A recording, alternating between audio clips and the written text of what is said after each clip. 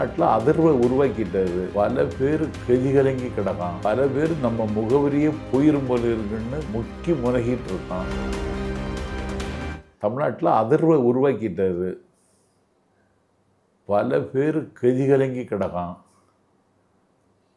பல பேர் நம்ம முகவரியே போயிரும் போல இருக்குன்னு முக்கி முனகிட்டு இருக்கான். திமுக அப்படி எந்த ரியாக்ஷனும் கொடுக்கல. திமுக தான் செத்து போச்சு. நீங்க தான் சொல்றீங்க திமுக சோர்ந்து போச்சு தம்பி. எப்படி சொல்றீங்க? அன்றாட வேலைகள் போயிட்டே இருக்கு, எல்லா கூட்டங்களுக்கும் போறாங்க. ஆமா, மதுரை இப்போ ஒரு பாலம் திறந்து வச்சாரு, வேலுநாச்சியார் ஒரு பாலம் திறந்து வச்சாரு.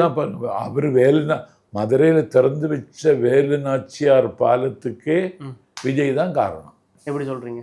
வேலுநாச்சியாரை அவர் தான் கொள்கை தலைவர்னு அறிவிச்சாரு. இவங்க ஒன்றும் கண்டுக்கிடல.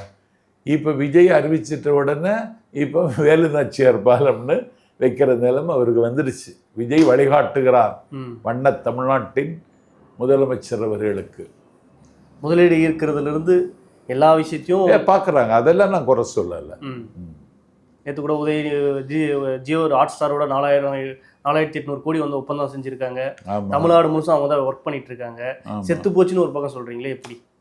சோர்ந்து போச்சு. செத்து போச்சுங்கிறத நான் திரும்ப பெறேன். சோர்ந்து போச்சு திமுக.